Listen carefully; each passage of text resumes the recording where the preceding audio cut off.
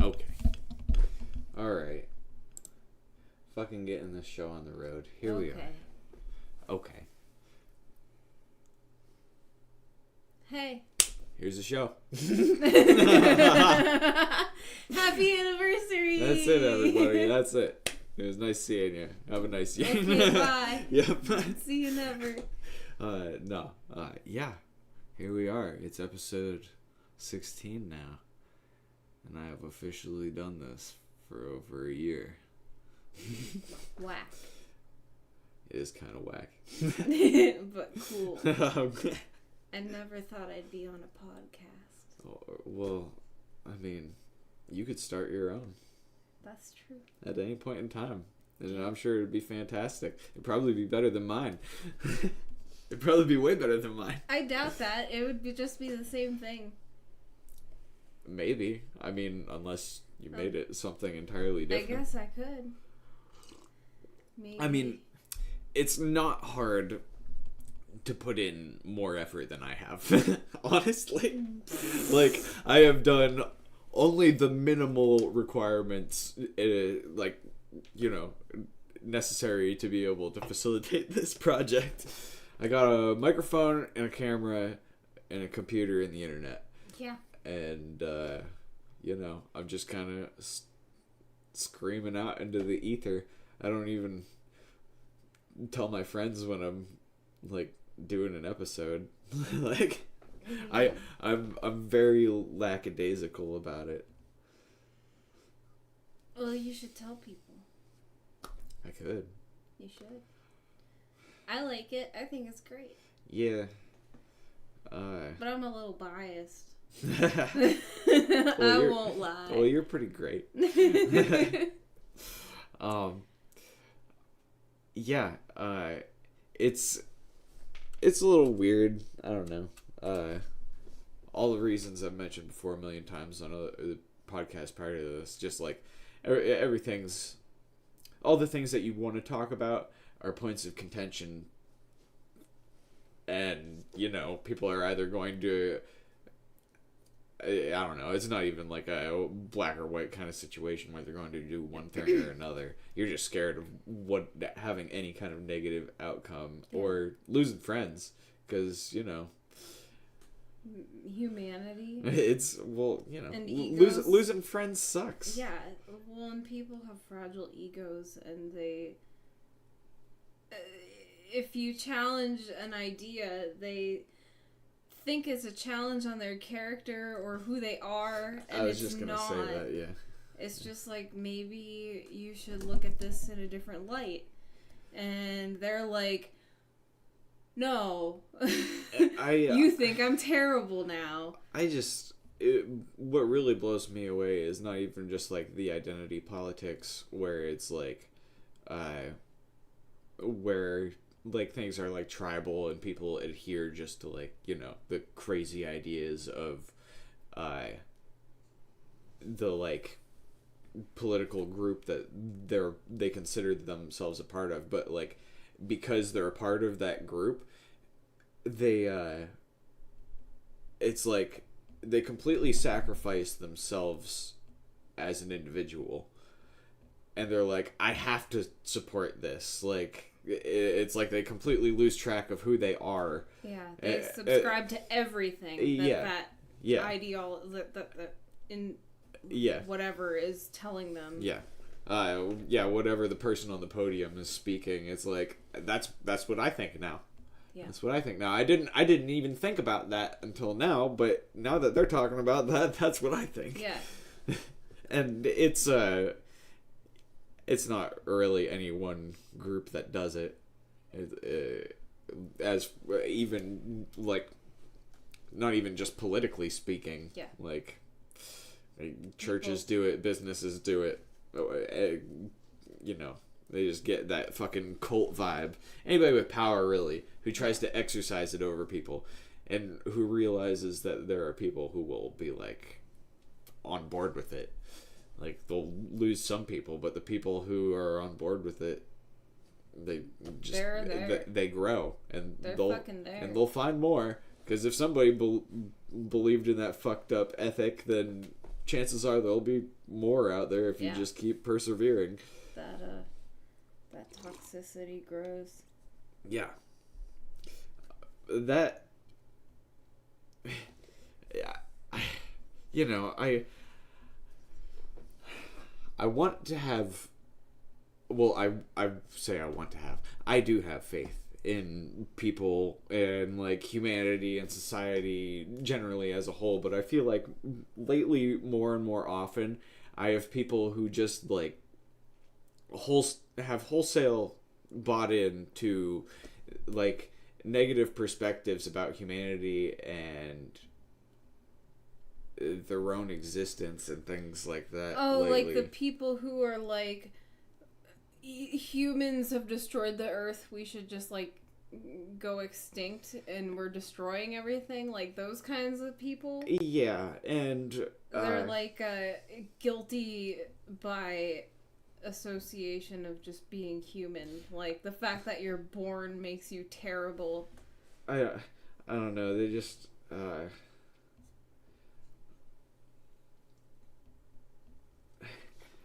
just a general lack of faith in humanity and, like, anything having improved over any period of time as far as, like, how people treat each other and things like that. It's like they're stuck looking at, like, the 1950s or the 1920s or things like pre-labor rights, pre-women's suffrage, like, industrial revolution, like, in general. They're like, just, people treat each other terribly and things like that, just by and large. But they don't really see all of the good that's been done. I don't know. Yeah. Or the people, and like you say, like, destroying the environment and stuff, that's a good example. The people who have done things to try and protect the earth. Because there was a point in time in our parents' lifetime where people would walk down the streets of Pittsburgh in summer and they would say it's snowing, and it would be the fucking steel mills. The ash from the steel mills fucking falling in the fucking river that flowed through Pittsburgh, Three Rivers or whatever. Like, the fucking river was toxic as shit. All of the fucking biological life in there was decimated. Coke plant shut down. Yeah. I mean, there's a whole bunch of stuff. There's a bunch of stuff that coincided with the improving of the environment that had nothing to do with the fucking EPA and stuff. It just kind of benefited things. Yeah. But, you know, that had to do with the economy. If it was cheaper here, I'm sure that fucking steel mill would pop right back up and be pumping shit out. Yeah. And the fucking river would run black again. It's interesting bringing up Pittsburgh and steel because of that deal that China was trying to buy U.S. Steel. The company. What's the deal with that? I can't remember. What was that? Okay, hold on. Let me look it up because I don't want to misinform anybody. U.S. Steel, China deal.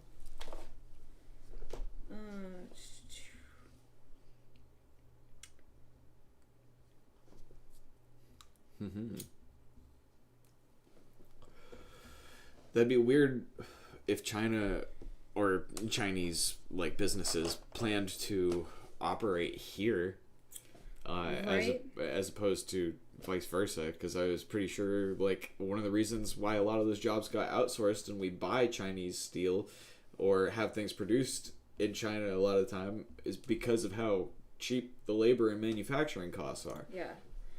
And there's virtually no overhead as far as, like, regulatory structure and stuff. They'll just run people into the ground.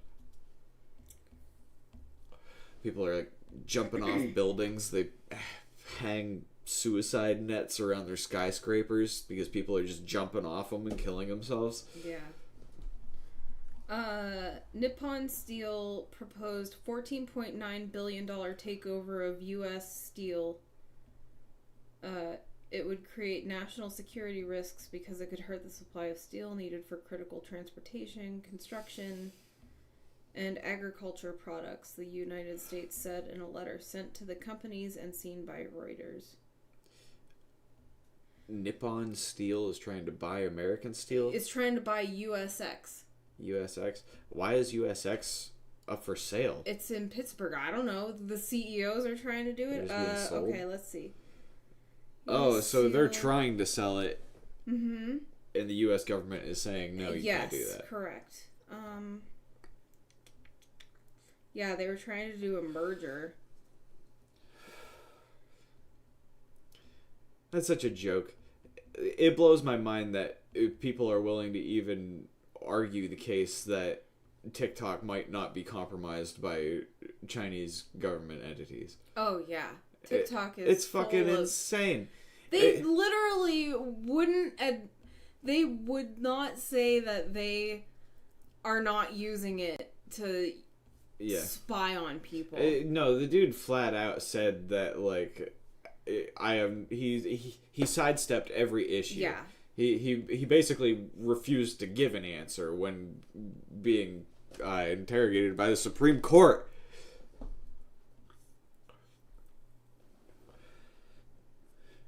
And standing before the Senate, fucking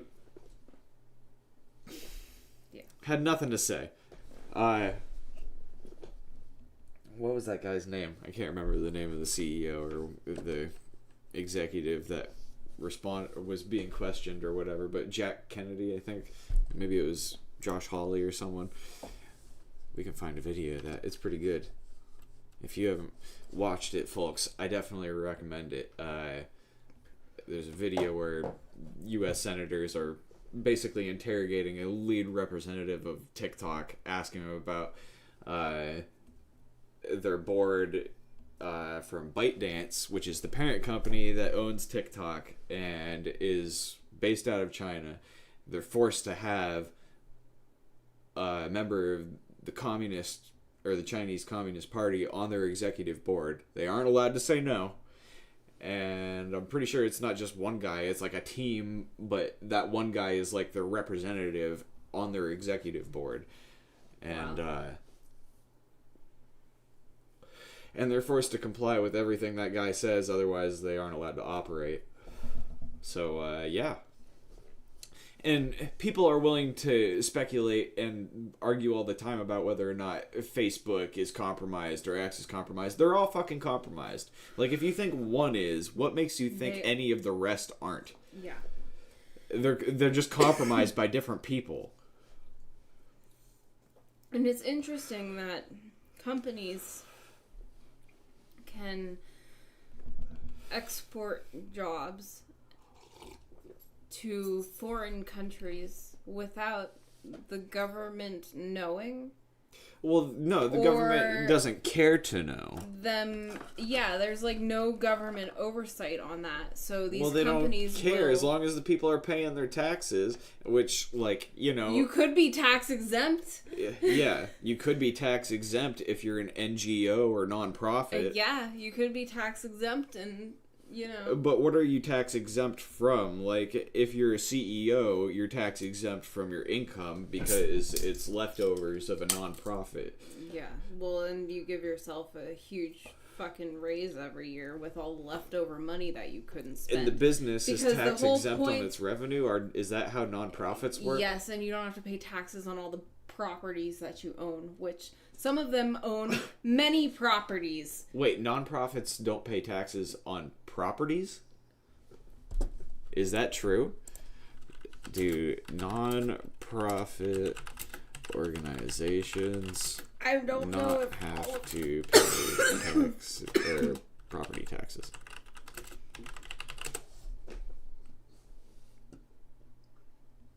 They're generally exempt from property taxes if the property they own is used for charitable, educational, religious, or exempt purposes as defined by the state laws. So usually it's state by state. That's why I figured.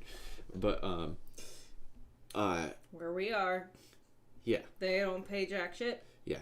That's the biggest load of fucking shit. These fucking organizations get shitloads of money from the government they get shitloads of money in like charitable donations to lobby for specific people to become president and give them more fucking money, and then these fucking CEOs fire all the people they have to actually pay decently, send the jobs overseas. Well, they're making $11 million a year. Well, they're making $11 million a year and buying fucking private jets, and these fucking people overseas get paid jack squat. And they're rude, and they don't know what they're doing. Well, they might... You can't make generalizations like that. Some of them might know what they're doing, but because of the fact that they live in a completely different economy... They could get paid like $5 in a place where you're getting paid, or where the common currency is ruples or rupees or something. Yeah. It's exploitation. You're making fucking huge amounts of money. And like in third world countries, the labor laws are completely fucking fucked up. So those people can be completely mistreated for pennies. It's exploitation, and then all of the people that you let go for those jobs that you gave to people overseas, those people are now unemployed and unable to get jobs because you own 3/4 of the labor market. Like, go fuck yourself. And it blows my mind, like, how artificial employment numbers are. Yeah.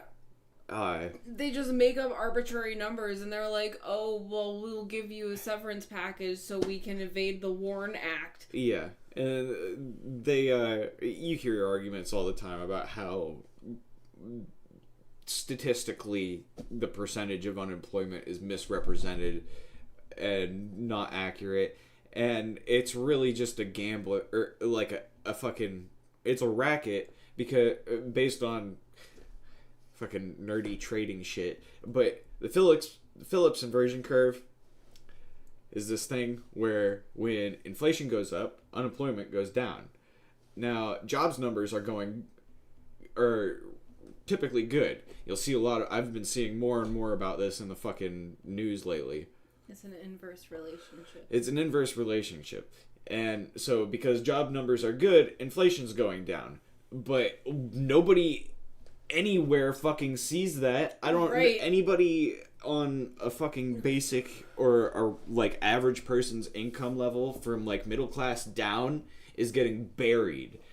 Fucking milk is expensive as shit. My friends who make more than me, like $30,000 more than me, they're like, I need a fucking raise because I can't afford anything. And I'm like, I hear you, dude. I don't feel... So... Here's the thing. Yeah. Anybody who makes over $50,000, like, in the past couple of years, your life has changed drastically.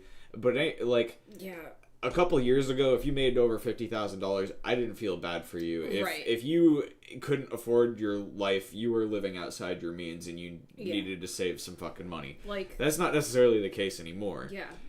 5 years ago, I was making, like, $25,000. Yeah, like, you don't, like... Yeah, it would be crazy. I'd see these people, they graduate from college, and you have ridiculous college loans, but then you'd get like a BMW and a fucking 2,500 square foot fucking house. Yeah. Go fuck yourself. Yeah. Like, don't get the house, don't get the car. Yeah, just because you get approved for it doesn't mean that you can fucking afford it. Yeah. Like, you're setting yourself up for failure. And like... Oh my god, if your car works, keep it. Just keep it. Yeah, stick with the Civic. That's what I would get if I had a choice. But yeah. Like, I look at cars for fun, and then I'm like, wow, I'm sure glad that I don't have a car payment, and I have to pay like $100 a year for maintenance and oil changes and an inspection. Like, instead of $400 a month for 5 years. Right. So, anyways, sorry.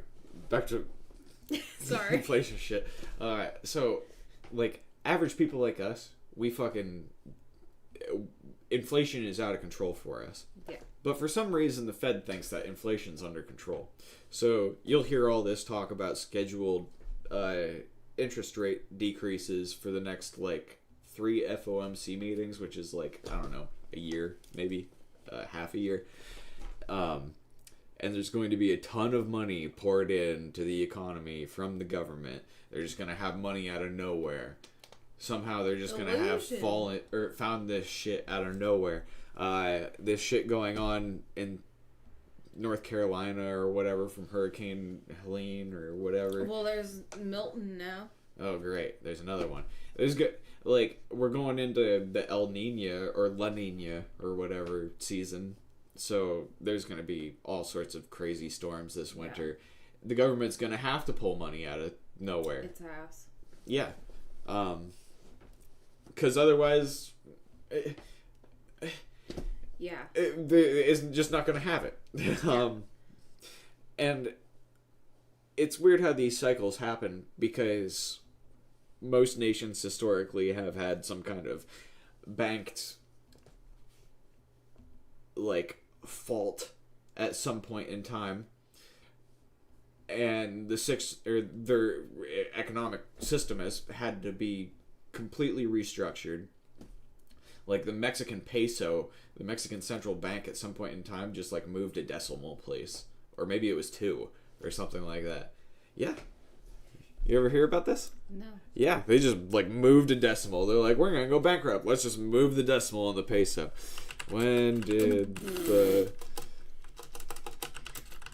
Mexican central bank move the decimal on the peso? Did not literally move the decimal on the peso in any official capacity as described in common financial adjustments. However, if we're interpreting this query in terms of significant changes in the currency's valuation that might colloquially be described as moving the decimal place, we're likely talking about the major devaluations and redenominations. Okay, so a redenomination in 1993. The most significant event that might be misconstrued as moving the decimal point was the redenomination of the Mexican peso in 1993. Before January 1st, 1993, the peso was officially known as the Mexican peso, MXN now, but was redenominated from old pesos to new pesos at a rate of 1,000 old pesos to 1 new peso. So they basically did that. They're arguing semantics. They're like, it's a new fucking money, but it's a peso, and 1,000 got turned into 1. Yeah, the 1994 peso crisis. There was a significant devaluation, often referred to as the Mexican peso crisis, saw the peso's value drop dramatically against the U.S. dollar. Which might be perceived as a significant decimal shift in terms of its purchasing power or exchange rate. So basically, as soon as they fucking did this, the price collapsed and went back to close to the old value. There are posts on X, formerly Twitter, that might reference dramatic changes in the peso's value against the dollar over years, such as the claim of ongoing 60 to 1,200 pesos per dollar. This isn't accurate in terms of literal decimal point shift, but reflects significant depreciation. So it's semantic argument to me. That's basically what happened. It fucking plummeted. Yeah. Well, it plummeted because they skyrocketed it. They multiplied the price by 1,000, and then it went back down by 1,000. That's what happens with pump and dumps. Somebody probably made a bunch of money off that. Whoever the gangs now that this is 1,000 to 1, I'm gonna exchange it all to USD and dump these. So, yeah, a lot of these things have been restructured a lot of the time throughout history, and it's, almost been necessary because of how, ethereal of a concept money is. Yeah. And it's weird how people think money inherently is just so evil. It's really just, I don't know. It's a lot of things. And, the amount of money has to increase all the time because the population is increasing. In order for it to be evenly distributed amongst everyone. You have to account for that. Yeah. The main problem with with money, I think, is concentration of it, which is supreme wealth. Nobody should be supremely wealthy, but money shouldn't have a significant enough value that someone who has ridiculous amounts of it will have such a dramatic influence existence than somebody who doesn't have a ton of it. Yeah. Like, not that I completely believe that everyone should have equal outcomes, but I feel like everyone should have equal opportunities. Well, and like, there are basic human needs that I feel should be met. Like, I feel... Yeah, like, people should be fed and clothed and housed. Right. Or housed. Yeah. But nobody should be getting a Bugatti just because they exist. Right. Like, yeah, go fuck yourself. Like, you gotta work for that shit. And, like Bugattis, I would prefer exist. You can have... And you have to work in order to get one. Like, you can have you can have a studio apartment and, you know, food assistance and all of that stuff. But, like, if you want more than that, you're gonna have to work for it. Like, that's kind of... I feel like all of that... Yeah. You know... So, with, like, generational wealth, though, like... Oh, yes. If you're a kid who didn't have to work for anything, your parents have tons of wealth, you all automatically have a state of existence that's completely different than the average person, and you don't have to work for it. Yeah, that's privilege. And yeah, and that's not white privilege. Nope. And that's something that for a while there, it was kind of becoming like a colloquialism, just like on average terms. I felt like everyone I was talking to, most of my friends are pretty fucking liberal though. Or just like that's just white privilege. Sounds like white privilege to me. Like it's disgusting. That's wealth. That's a class war, and that's fucking the elite fucking nonsense assholes having convinced you that the fucking like race is who you should be pissed off at, not the people who have $1 million fucking dollars who are convincing you to believe fucked up shit. Yeah. By cramming it down your fucking throat. Like, one person or another is bad based on their skin color or based on what political party they're in. But, anyways. Money.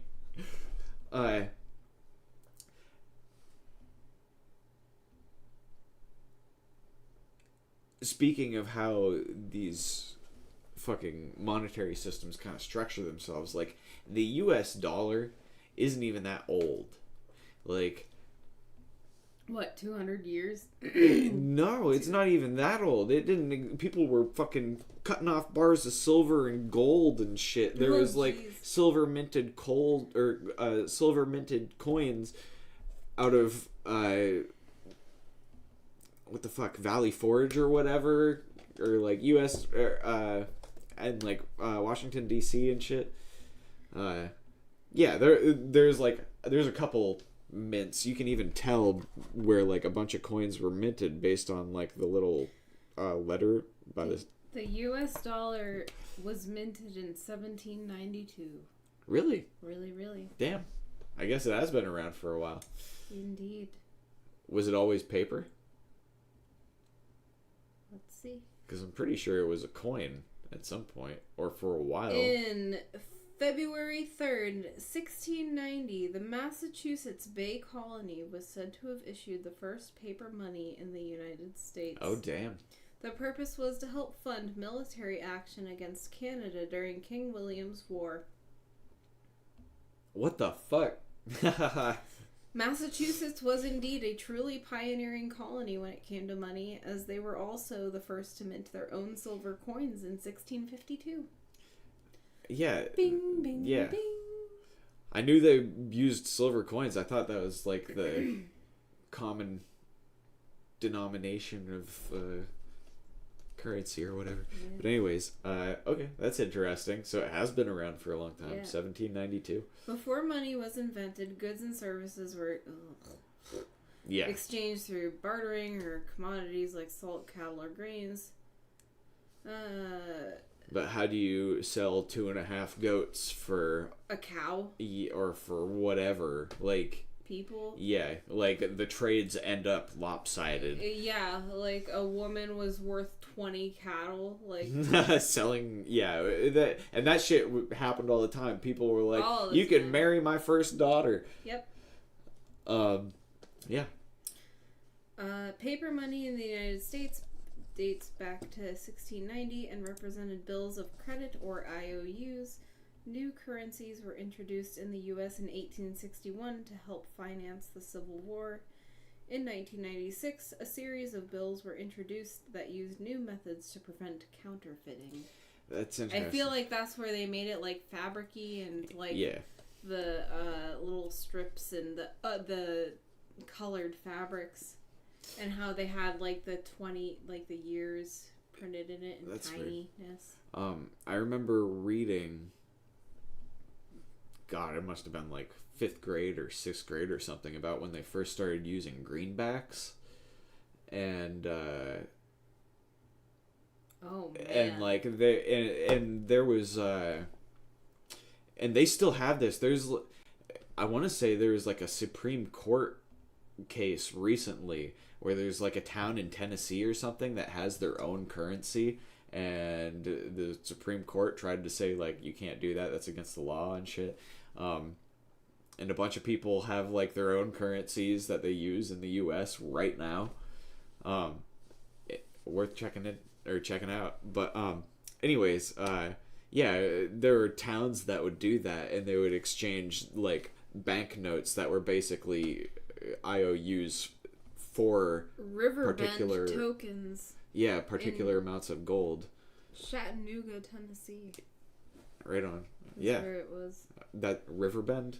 Riverbend tokens. It's inactive at this point. They don't use it anymore. When did this happen? 1930s. 1930s? During the Great Dependency? The Great Dependency? Wow. The Great Depends. The Great Depends, when extra absorbency was needed. In the 1930s, Tennessee printed its own wooden dollars to help the local economy. Wooden dollars. In 2020, the town reintroduced the wooden currency to help residents with incomes below the poverty line. Somebody's in his backyard all night, just like... He's like... whittling away, yeah. Carving George Washington's face. And Harry Potter wands for the kids. A wooden nickel. Taking me back to when ridiculous. I was 11. God. Residents can apply for $25 wooden notes up to 12 per month, or $300. The notes can be only used at Tenino merchants that provide essential goods and services. So it's like a specific thing. It's like Medicaid, basically, but wood. It's wood Medicaid. Well, they were in the Great Depression. Well, no, they brought it back in 2020. Oh, for COVID people below the poverty line.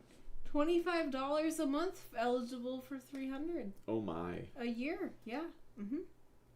I know, it's whack. Oh wait, they brought back wooden coins? They brought back fucking wooden dollars. What the fuck? Yeah, like vouchers for $25 a month. Why not just like give them a piece of paper that's a voucher? Because would. Why wouldn't you? Why wouldn't you? Oh my god. What the fuck? Why would you not? This is fucking ridiculous. Said earlier. Oh my god, that was hilarious. I'm blown away. The leaves aren't though. Yeah. Fucking Jack using a leaf blower on a windy day. Yeah, blowing the leaves. That's the only time he uses it. Senile neighbors. Jeez. Just out on a windy day, blowing leaves into the wind that are blowing back in his face. Yeah, Like, the one day he was fucking snow blowing the yard, and it was, like, 80% melted. Like, what are you doing? I'm sorry, man. I love you, but... Right before a rainstorm. Yes! Yeah! I mean, I understand trying to get the snow off the driveway if you think No, he was snow blowing his yard. Right, yeah. The grass. Oh, well, not on that day. The day I watched him, he was snow blowing his grass. Oh, wow. It was a sight to behold. It was something special.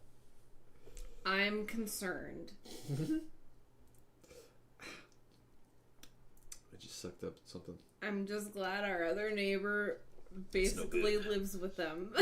Yeah, right. Because I don't want that responsibility. That's not me. I'll call APS if I have to. So,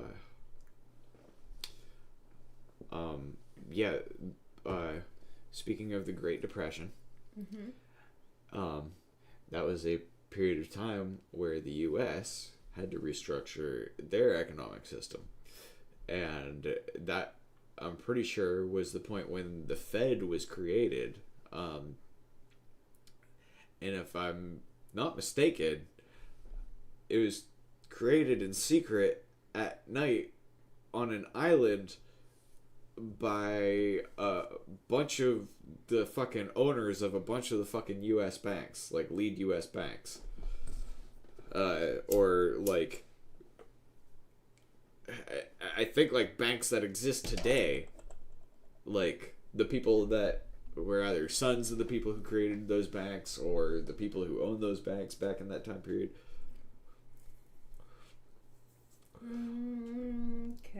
Okay. Just recently, there was a art, like a renegade. One sec. There was like a guerrilla art exploit thing from a guy who like regularly does these things. He went to the place, I want to say the island where the Fed was created at night, which is like apparently a pretty hard place to get to, because it's like a gated community kind of thing. Federal Reserve? Yeah. Is that what you're talking about? Okay. It's like a gated community thing, and this guy got there to the place where like this like building where this like occurred, and on the roof he like left this rat that he's left places before apparently, and it's like a Bitcoin related thing. It's got like code written all over its like skin and stuff, and has like laser eyes or something. One of the fucking like common trope Bitcoin things is on its eyes. Yeah, it's yeah, sorry. Sorry. Go ahead with what you found.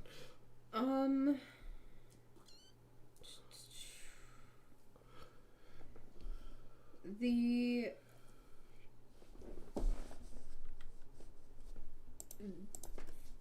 December 23rd, 1913, President Woodrow Wilson signed the Federal Reserve Act into law. It stood as a classic example of compromise, a decentralized central bank that balanced the competing interests of private banks and populist sentiment. Yeah, sounds really nice. Blah, blah, blah. Open market operations. Market crash in the Great Depression. Nearly 10,000 banks failed.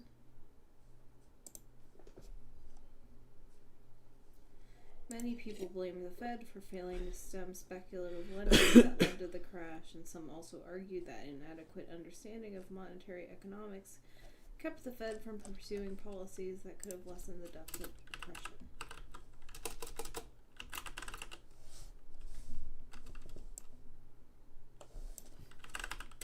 Oh. In 1933, the Act established the Federal Deposit Insurance Corporation, FDIC, placed open market operations under the Fed, and required bank holding companies to be examined by the Fed, a practice that was to have profound future implications, as holding companies became a prevalent structure for banks over time.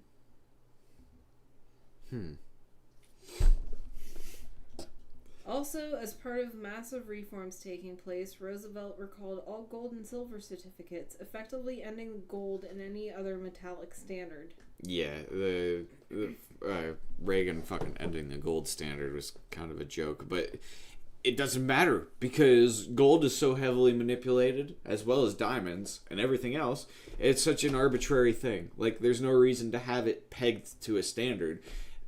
Like, you're really just soothing people who are concerned with that kind of thing, because you think gold isn't manipulated? You think the price of that isn't like so fucking manipulated? Oh, yeah. Between the people who have insane amounts of wealth and are able to trade for the ridiculous amounts of gold and then hoard it, or the people who are able to literally manufacture it and dig it up out of the earth. Like, there's no way you're competing against those people. Yeah. But yeah, on the point of the rat,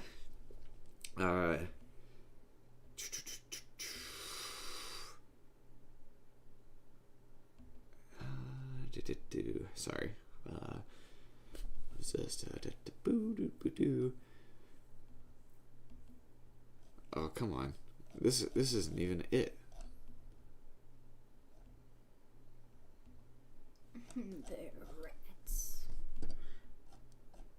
Okay, well, this is this story from 2018, but I'm pretty sure I saw this more recently. Who the heck is the guy who left the statue?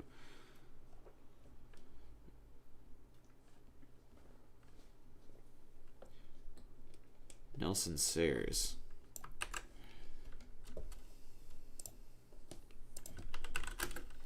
What was Nelson Sayers' latest art stunt?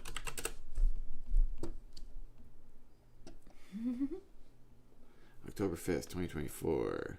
Cheap Money number 2.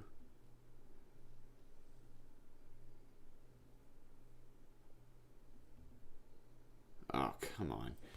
Well, anyways, this guy does a bunch of shit like that. Where he places this rat.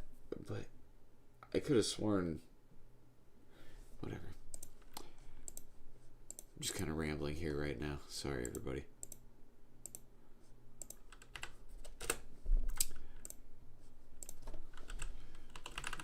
What was the island, the Fed meeting, or the meeting to create the Fed called? The meeting that led to the creation of the Federal Reserve System in the United States was held on Jekyll Island off the coast. Jesus Christ, sorry. I was reading a bunch of... Skipping a line. No, the fact that it's called Jekyll Island. Yeah, it sounds... Fuck? The Is whole this thing... like a story? It's nuts. It's the whole insane. thing sounds like a bunch of rich, evil assholes getting together in a clandestine meeting at night to figure out a way to control the money system and rule the world. It's the Illuminati. Yeah, it sounds fucking like nonsense. But yeah, this meeting, often referred to as the Jekyll Island meeting, took place in November 1910. It was a secretive gathering of some of America's most powerful financiers and politicians who drafted the fundamental framework for what would become the Federal Reserve Act of 1913. Okay, who was all involved? Who were the attendants in the meeting? Who were the attendants of the meeting? I fucking love AI.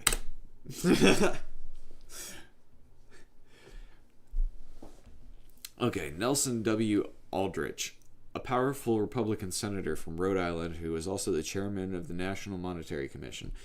Abe Piatt Andrew, Assistant Secretary of the Treasury and an expert on banking issues closely associated with Aldrich's Monetary Commission. Henry P. Davison, a senior partner at J.P. Morgan & Company. Frank A. Vanderlip, president of the National City Bank of New York, which is now Citibank. Benjamin Strong, vice president of Bankers Trust Company and later the first governor of the Federal Reserve Bank of New York. Paul Warburg, a partner in Kuhn, Loeb & Company, representing international banking interests, particularly those of the Rothschilds, with whom Kuhn, Loeb Kuhn Loeb had close ties.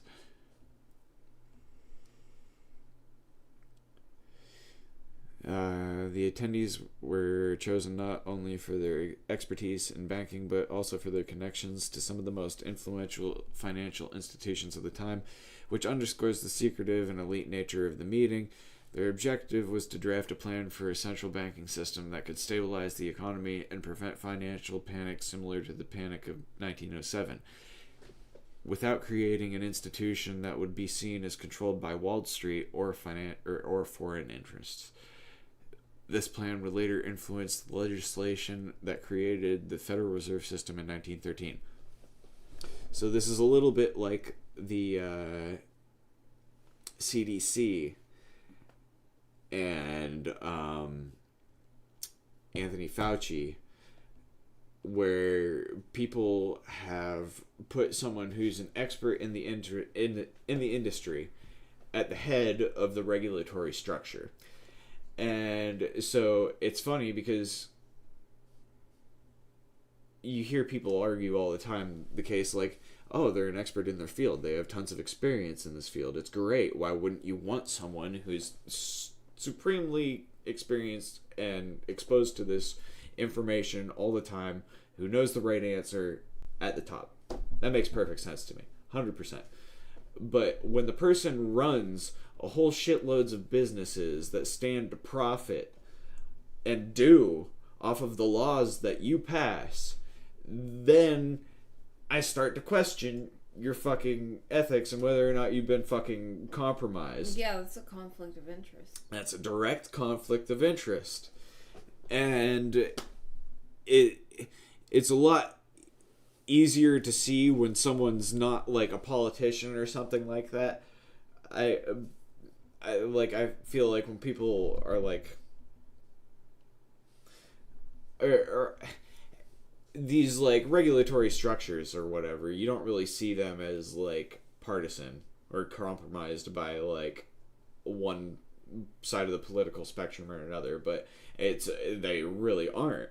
They're just compromised by business, and business doesn't really care what fucking side you're on. They care about whether or not they're gonna make fucking money. Yeah.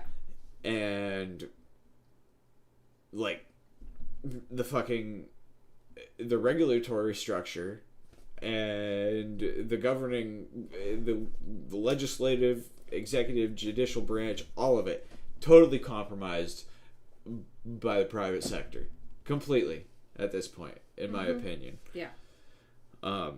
I think it's one of the biggest problems in our government. You see it at every single level. At the micro... It's fucking crammed down your throat. And macro. The fact that we're able... Like, you turn on YouTube and you are just spammed with political ads. I'm getting multiple texts Where are they day. getting the money for that? They're able to outpay all the fucking Samsung Galaxy and iPhone ads.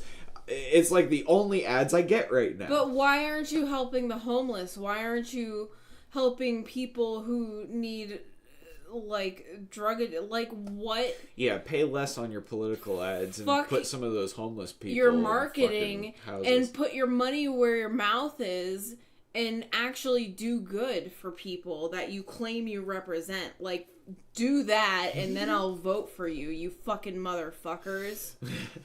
Yeah. I agree.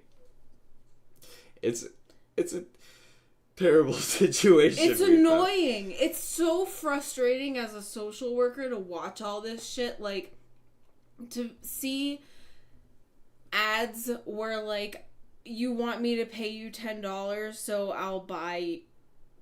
So you'll give me, like, your fucking casserole recipe? Like...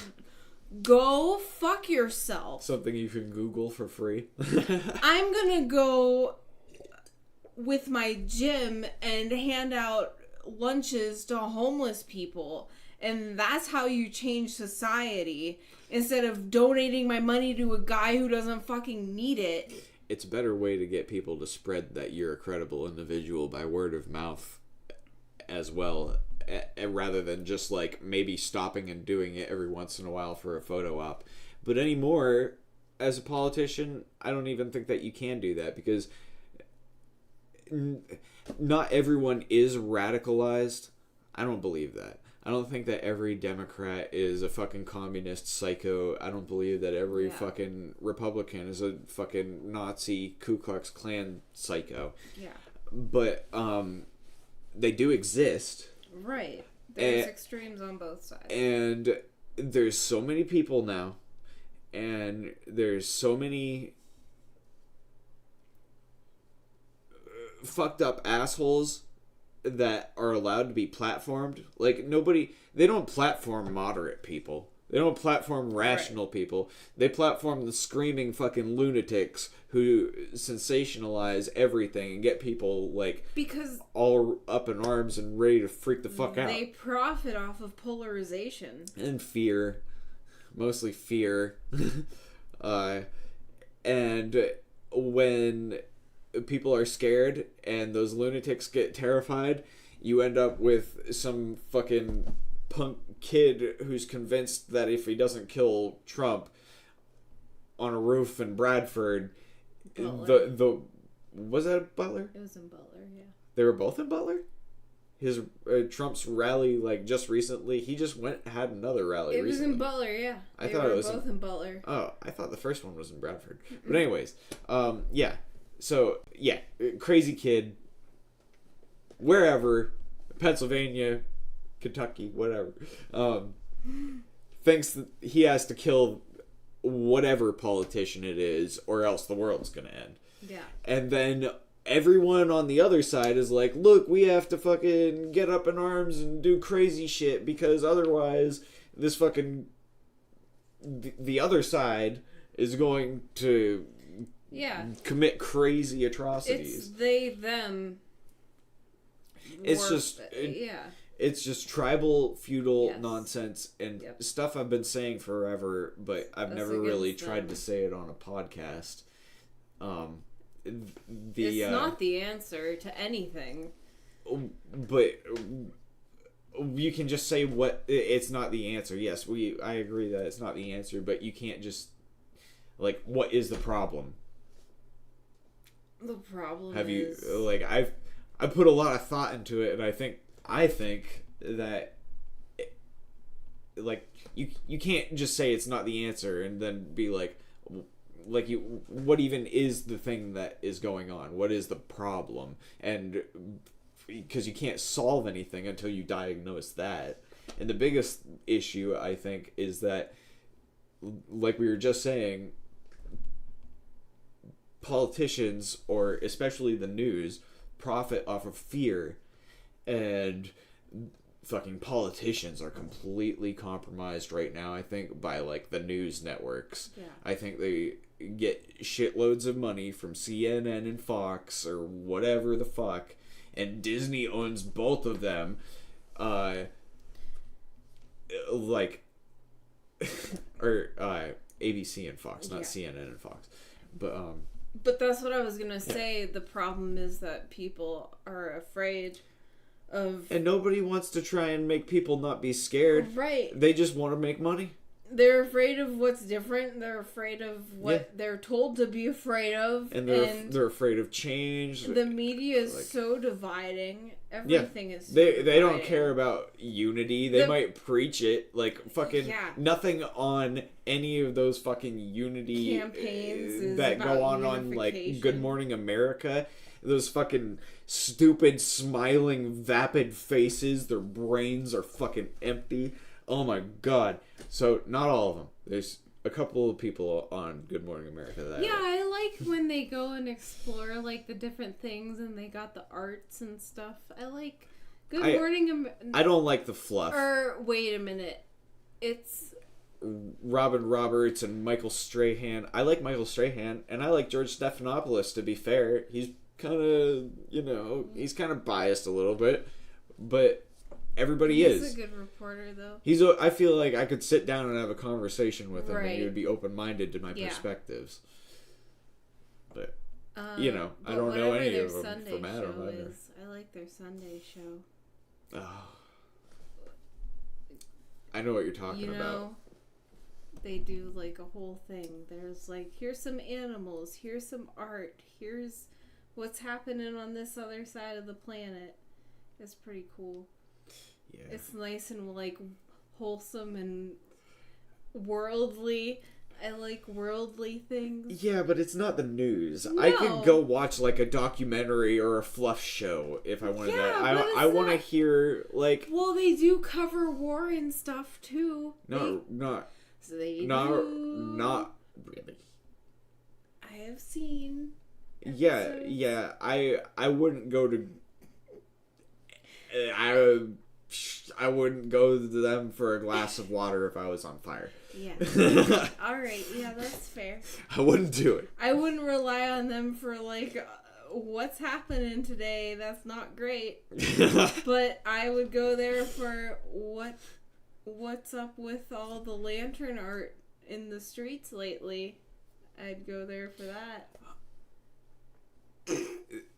There's just a bunch of shit that they turned a complete blind eye to during, like, for instance, the George Floyd riots and shit like that, when people were screaming oink oink bang bang, what do we want, dead cops, when do we want them now? And there was fucking hordes of people walking through New York City with Kalashnikovs and fucking skull fucking balaclavas on and shit, and they fucking didn't cover it at all. But, you know, they fucking... I'm sure... I don't watch them anymore, but I bet they're fucking blasting the fucking weird conservative, like, Nazi rally, whatever, that happened down in South Carolina? North Carolina? Something like that. There's a bunch of fucking freaks. They got together. We're rallying down there. Hang on. Conservative rally in Charleston? Oh. It was the Unite the Right rally in 2017 or whatever. Yeah. Yeah. Or wait. Yeah. Okay. Yeah. And then they had like a reunion or something. So I was completely disillusioned with the press at this point, so I didn't really dig into that. Like, there was a long period of my life where I just completely, I like threw myself into a vacuum because I was so depressed about the press being wrong after I would read history, and then they would misrepresent all sorts of fucked up shit, and I'd talk to my friends about it, but nobody would listen to me, and pretty much all of them said I was racist. But you're not. Like, none of them would like sit down and have a conversation with me about anything. It's just like, oh, I don't know what you think, and I don't like it, so you're racist. Yeah, people are just afraid to talk about things. And that's, like, the worst part.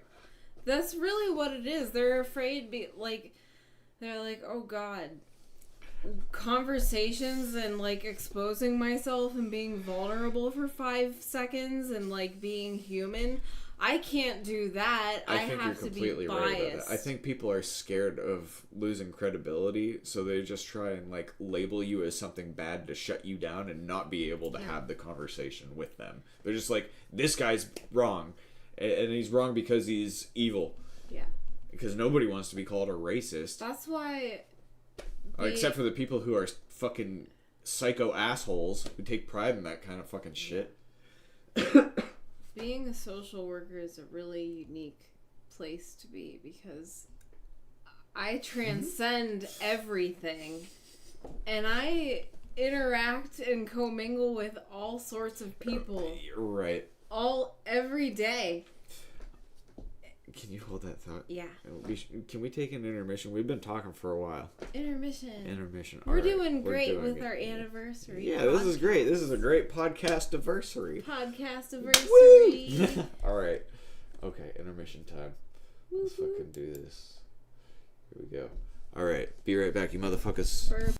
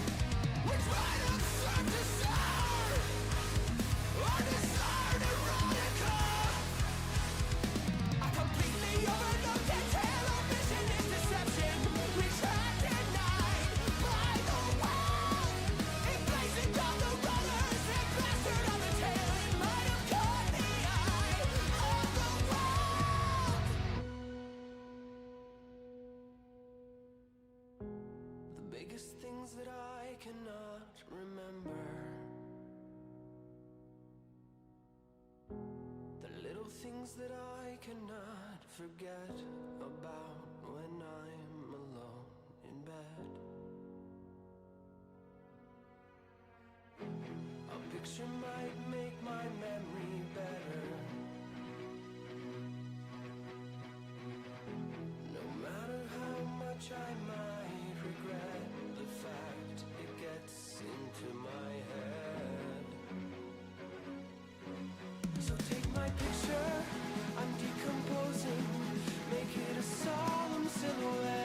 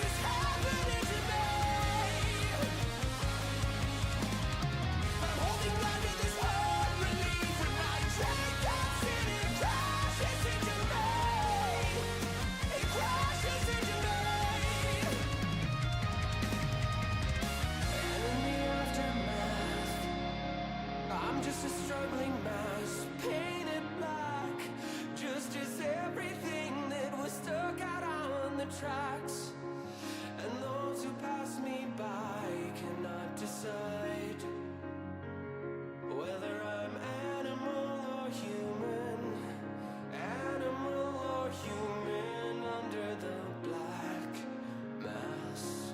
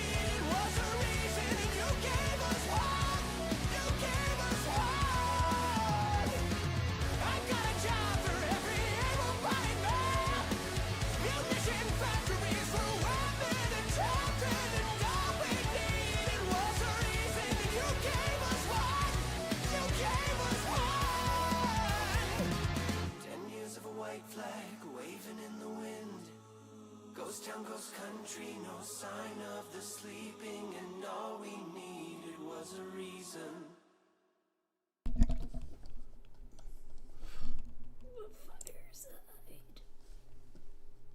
And we're back. Hello. Hello, world. We tried to see the auroras, but we couldn't. There's gonna be a lot of that shit going on this next coming year. Look out for the apocalypse. Oh, jeez. Oh, God. All the fucking crazies are gonna be out in full fucking force all year long. Fucking I know. Solar maximum. It's gonna be crazy. I know. I can't wait Literally. to experience it. It's a blessing. It'll be interesting. I love it.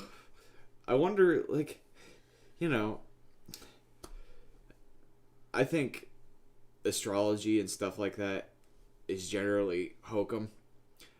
But when you really get into the science of it, you know, with, like, alpha particles and certain, like, exposure to certain solar activity, you know, in parts of the year or during certain years specifically, it's interesting. There's, like, you know, a little bit of credibility behind it, and what star could affect us more than our own sun. So, you know, when that's really active, it makes you wonder how much, like, just general activity and thought. Oh, thank you. How much just general activity and thought, or, you know, like, human interaction is influenced by solar activity. Just like, oh, I'm in a bad mood today because the sun had an extra spot on it. Yeah. Well, like, so we recently learned, well, I automatically just thought of, like, seasonal affective disorder, where people are more depressed when they don't see the sun as much because, like, vitamin D is essential to your mental health and all the things. But solar flares or CMEs, coronal mass ejections. Yeah, they correlate. Now, correlation is not causation. However, it's kind of funky, you know. So there are solar cycles, and one of the strongest ones was from April of 1954 through October of 1964. And the month with the most coronal mass ejections was in March of 1958. Now, there is a high correlation with the number of coronal mass ejections and the strength of the solar cycles with the amount of mental health issues that people born during that time have, which is pretty interesting. So, as I do my job, I am paying attention to when people's birthdays are, because I work with a particularly special population that falls into that category.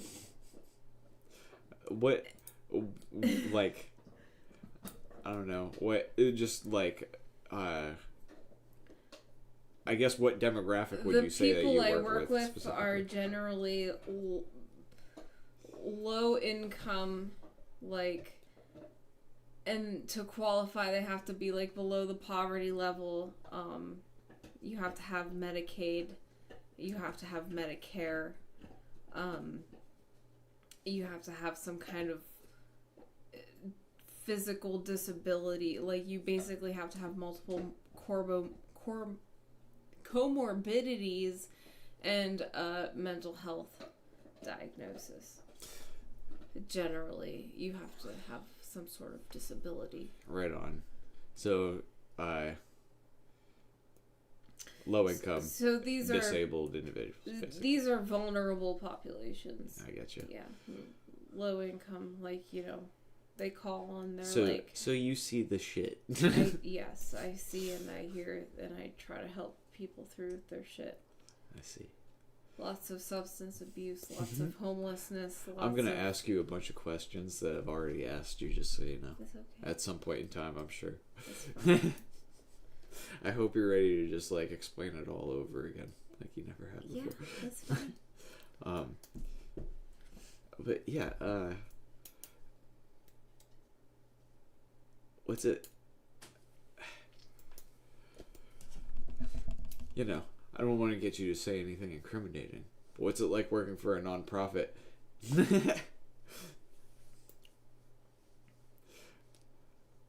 Or realizing that, like, the person who is at the top is just flying back and forth between Boca Raton Boca Raton and not really giving a fuck about their employees, just firing them, outsourcing jobs, giving themselves pay raises, having a nice press conference, and then just flying away.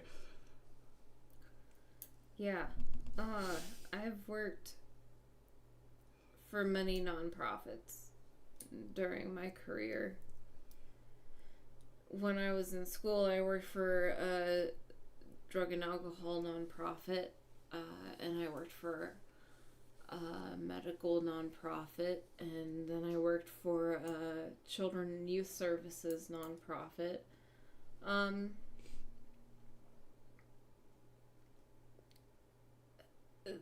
It's disturbing that nonprofits are expected to operate in a way where they help and they donate and they are charitable and they put the consumer or the patient or the member first. And then you work in these systems and you realize that it's not always the case. And it's really unfortunate because at the end of the day, the people who suffer the most are the people who, number one, care about the jobs that they do, like the social workers and the nurses and the case managers, and the populations that you serve, the people who are discharged from the hospital and they don't understand what medications they should or shouldn't be taking. And, you know, as a social worker, I have the basic education of, you know, person in the environment and, you know, psychological things and theories and all of that. But medical stuff, we're taught very minimal. The only reason why I know as much as I do is because I was a pharmacy tech previously. My mom is a nurse. Like, I've been involved in the medical field for so long that, like, I've adapted to survive. And it has proved to be invaluable to me. Like, I have the capability to, as a social worker, explain to somebody why they should stop taking their medication, why they should continue taking their medication. Oh, you have trouble breathing, but you don't want to take this medication. Here's why you might want to do that. It blows my mind that scheduling something that you want to have concentrated in your system in such a way that when you take it in your system, it's regular so that it's not imbalanced in concentration seems like a foreign concept to a lot of these caretakers, like people in like nursing homes and shit like that, just like LPNs. These people, I can't tell you how many of these people I've met, EMTs too, and this isn't a bash on them, but I've met a lot of them that act like they're doctors, and they're not, and they'll try and pretend like they understand whether or not you should be prescribed a medication, whether or not you shouldn't have to worry about taking it on your schedule or something. Like, oh, it doesn't matter when you take it. You can take it in the morning and the next day you can take it at night, and the next day you can take it at night too, and the next day you can take it in the morning, and it won't be a problem for you. Like, if it's a, like, neurochemical, like, medicine or something like that, you can get people all sorts of imbalanced. Yes. And there's a reason why things have half-lives. Yeah. Like, your liver and your body processes things process differently. Like, there's a reason why some medications are enterically coated and some aren't, and there's, like, delayed release, extended release, like, all sorts of things. There's reasons for that, and to just assume that you would know better than a doctor is ridiculous. Now, to work in tandem as an interdisciplinary care team with a doctor is totally different. Fucking take your medicine as prescribed, folks. Yeah. Oh my god, please. Like, your chest hurts, you were just prescribed Prilosec, like, go pick it up and take it, and I guarantee you in like a few days your chest pain will stop, because Prilosec is for acid reflux. Yeah, I was gonna say it's an antacid. And acid reflux causes chest pain, and you're not gonna have a heart attack.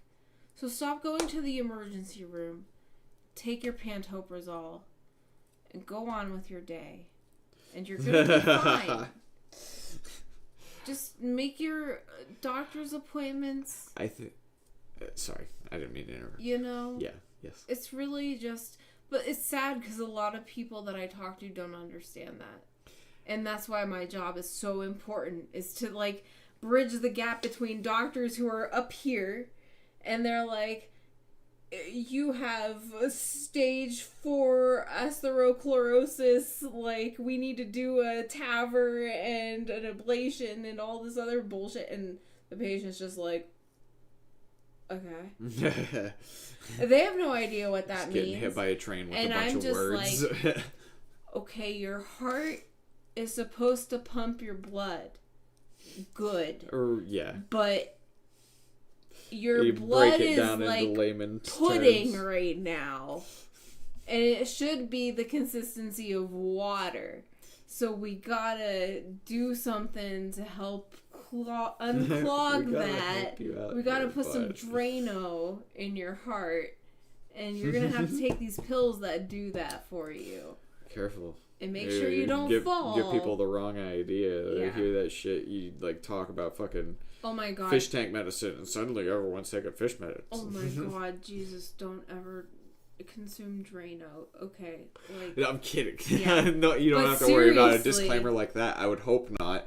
Holy fuck. Yeah, but you never know. So don't ingest Drano. That was a metaphor for, like, Eliquis is a blood thinner. It thins your blood. It makes your blood move quicker, smoother through your heart, so it doesn't have to work as hard, so you can avoid congestive heart failure. That's what that's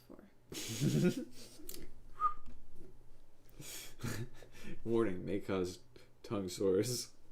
Hair on the bottoms of your feet. Actually, no, it can cause anxiety, and that's a rare side effect of blood thinners. Great. That's great. Yeah. That's great. Your blood will be really thin don't while you're fall on them either. While you're freaking out. Yeah, don't fall on blood thinners either. That's important. And make sure you continuously take them. I think the biggest problem I have with nonprofits that exist at all in the medical field is that they're ridiculously profitable for the person at the top. Yeah. And they're just firing workers while they're fighting tooth and nail to pay people less. And outsourcing jobs. And doing everything not to... Like, it's not even just like they're just like a non-profit organization that like hooks up social services or shit like that. Like UPMC or fucking... There's all sorts of them. There's AHN, there's United Healthcare, there's... I mean, the Cleveland Clinic. Is the Cleveland Clinic a nonprofit as well? Yeah. So I've also heard that the NFL is a nonprofit, but I don't know the verifiability. I don't think that's a nonprofit. Anything that is linked to a educational facility is qualifiable as a nonprofit. The Mayo Clinic is non-profit, I believe. Okay, so I've heard that before, but it's totally not true, apparently. You heard it here first, folks. The NFL is not a non-profit. I never thought that it was non-profit. I can't remember where I heard that, but now, to any of my friends who watch this, who questioned that before, we know. Now we know it is not. But, yeah, so these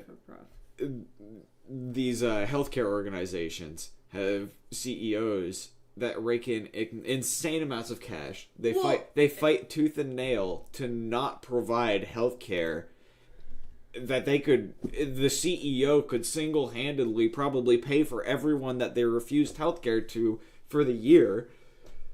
You see it in drug and alcohol recovery centers too.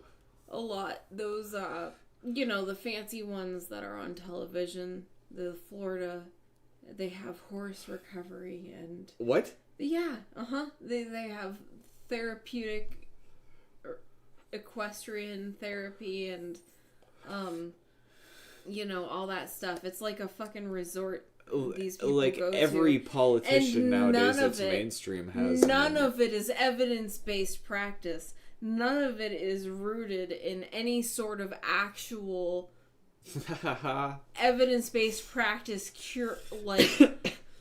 therapeutic for substance abuse disorder.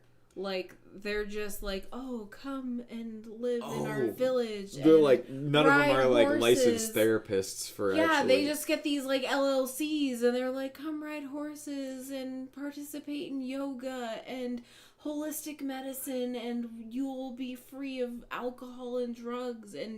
But it's like hundreds of thousands of dollars and they don't take insurance. And they won't accept Medicaid either. So, like, these poor people who are, like, desperate to save their family member from their addiction are, like, shelling out all this money for a program that doesn't fucking work. It's a scam. Like, well, in fairness, it might work for some people. But, a lot of that shit you can just combat with the right state of mind, but but statistically those facilities do not work. And not only that, but those facilities are not going to treat you for withdrawals, right? Exactly. Like, they don't chemically have licensed doctors. They don't have the medicine to treat you for that. They might have like alcohol to just give you. They're not detox but that's centers. That's not exactly helping you with your situation. Yeah, they're not detox centers. You have to have a license to be a detox center. There are different levels.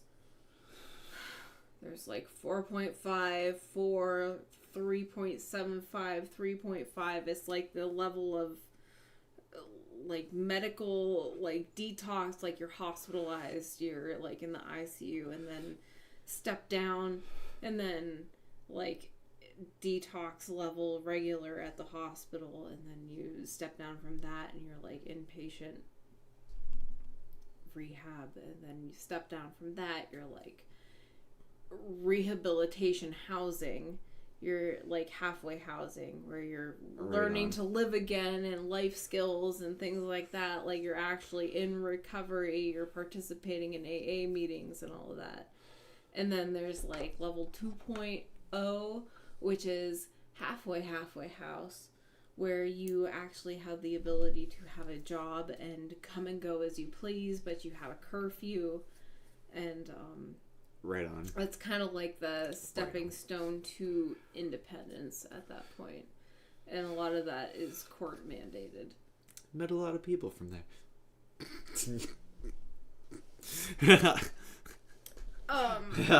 But you'll know it's an accredited facility if they actually are. If that branch or whatever that company's name offers multiple levels. I see. Yeah. Right on. If they only offer, you can tell by the fact that they have that like scaled they're system. Invested in the outcome.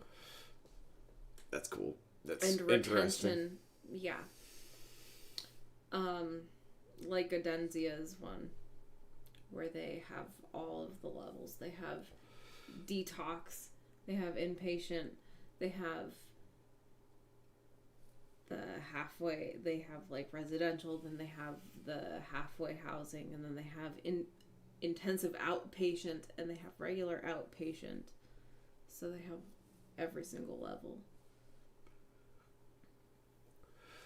And then they have like the opportunity for people who have succeeded in the program to become employees and like mentors for people. Oh, like peer support specialists. People type. Who could sponsor them or whatever. Yeah.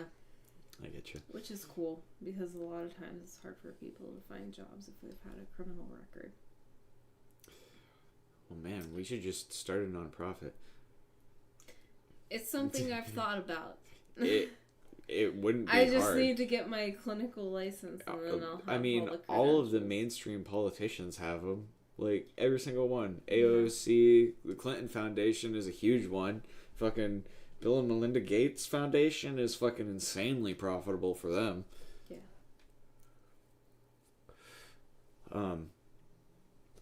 And, you know, it'd be cool to actually be able to help people. I'm sure that's probably a lot of the original intent. It's probably insanely hard to not become corrupted with that much wealth. And it always cracks me up, because when people have like $11 million, chances are that person has a lot of like securities and stuff. How much of that is taken into consideration into their actual net worth? Like, how much is actually disclosed? Nowadays, fucking, it's so easy to hide crypto. And a lot of it, as much as I love crypto, is a fucking scam. Completely. And I love crypto. I love crypto. I think it is kind of like the embodiment of like libertarian ideals in the modern sense as far as money goes. But it's a little bit more like anarchy, I guess. Because it's a little rebellious. Yeah, it's fucking ridiculous. And I hate the fact that a lot of politicians are into it. Fucking Rand Paul was shilling Solana not too long ago. And it's fucking nonsense. FTX was a complete and total scam. Mark Cuban, who's a huge proponent of Dogecoin, and I love Dogecoin. I think it's great on a practical sense. Its use case is really good because it's really fast and it's really cheap. And it's cute. And it's goofy. Yeah, it's fucking great. But I think they should make a Mudang coin. There already is one. Really? There's a bunch of them. Yep. All scams. Little pump and dump schemes. Yeah, it's terrible. But Drake, there's this win coin or something. Pod. Oh, stop. You can't keep itching yourself. You're going to kick your head off, bud. Drake or whatever, that rapper guy, I want to say it was like 2019 or something. He was promoting this coin. The ticker was WYNN. And like about as soon as he promoted the coin, the price went way up and then tanked. So I can only imagine that he dumped it. But it's weird how, like, for instance, these market moves happen like Elon Musk was going crazy about Dogecoin whenever COVID happened, or shortly thereafter, and until like 2021 or whatever. And people were like, "Oh, Elon Musk pumped up Dogecoin a ton," and so on and so forth. Well, honestly, by looking at the market, I think that Dogecoin would have pumped whether Elon had said anything or not, because the NASDAQ also pumped. So did Bitcoin. So did Ethereum. All these things that were completely unrelated to Elon Musk talking about Dogecoin also pumped. So what do you have to say about all of that? Yeah, it's like confirmation bias. Yeah, like they were fucked over by the fact that they bought in at a top, and the fact that Elon was tweeting a bunch about it, and they tried to look for an excuse for why they lost a fucking shitload of money. And it became a running joke for a while that people were like, oh, I fucking lost my wife because I bet my mortgage on Doge and it tanked. I lost my car, it was all repossessed. Yeah, it was a pretty big running joke on the internet for a while. Sucks. It sounds like you shouldn't have bet your house. Also that too. What the fuck? Yeah. But fuck. It's late as shit and I'm stunned. Mm-hmm. Can't even remember what got me onto that track.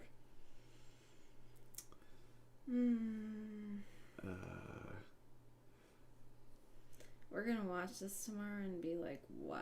Yeah, no, I think it's the anniversary. I think it was pretty good up to now. I just got derailed. I think so.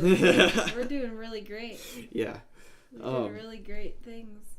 Oh, we were talking about nonprofits. Oh yeah, and politicians having nonprofits, but also now shilling crypto. The shit's the Wild West. And why I was talking about Mark Cuban was because he was bashing the chairman of the SEC, Gary Gensler, for FTX and some other Three Arrows Capital. I'm not really familiar with that story, but yeah. I'm familiar with FTX. And Sam Bankman-Fried and Callie Engels or whatever. Yeah, whoever. Sarah... What the hell? No, it was... It was something opposite of what... Sam Bankman-Fried's girlfriend. Carolyn Ellison. Callie Engels. Carolyn Ellison. I was close. Okay, anyways. Eggleston. Jesus Christ. Okay, so anyways... Callie Engels. I want to get this clear. Callie Engels. Sorry to whoever else I named. I'm familiar with that story, except for that lady's name. Sam Bankman-Fried. I'm familiar with that name. Yeah, me too. And I know exactly what they did with FTX. I know. He's super corrupt. They're fucking pieces of shit. They took people's money. They were one of the lead donators to the DNC. And... the reason why we don't see regulation in crypto is because all of the politicians have been compromised by it. They're as compromised as they are by the private or the privatized industry in every sector. And it was one of the biggest reasons why I would have considered voting for Robert F. Kennedy, because one of his biggest campaign platform points was that he was trying to detach the regulatory structures from industry. And I'm all on board for that. But, honestly, that dude didn't really stand a chance whether I supported him or not, just because he said a bunch of weird things that to people who don't live in the country or in rural areas sounds fucking totally outlandish. To people who aren't worldly or who haven't been to Africa or India or something like that, the foods and stuff they eat there, that you would just eat as part of their customs or whatever, people are riding the brainworm, there's some kind of... I'm not really familiar with what happened, but he said something about eating a goat or something in some interview. What the fuck? And then people are saying he has brainworms from it, some kind of brain parasite. Hang on. Yeah, you ought to clarify this, because I'm real confused. The brain parasite pejorative towards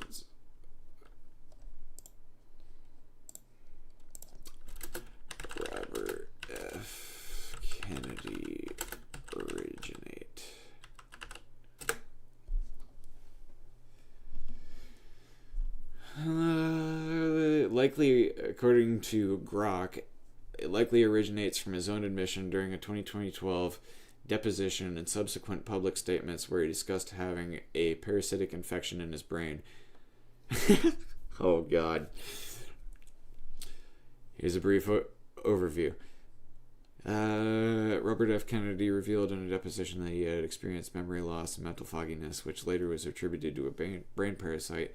He explained that a doctor had identified an abnormality in his brain scans, suggesting that a worm got into my brain and ate a portion of it and then died.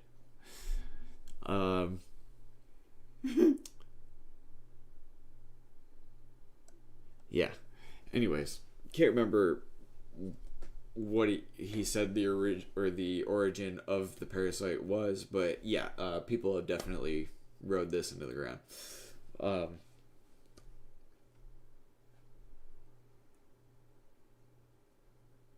don't know how we got there from talking about politicians and crypto, but yeah, they're all talking about how they're the fucking crypto representative. I'm sure he's made tons of money off of it too, speaking of which. And there's a fucking Kennedy nonprofit as well. I got loaded. The worm brain. I can't remember where I was going with that. It's late. This is going nowhere now. We're going downhill. Yeah. It's been 2 hours. Fuck it. We got brain worm. I got the brain worm from time. Uh-oh. That's how it happens. Alright. Well, that's it. Fucking happy podcast anniversary, folks. Happy podiversary.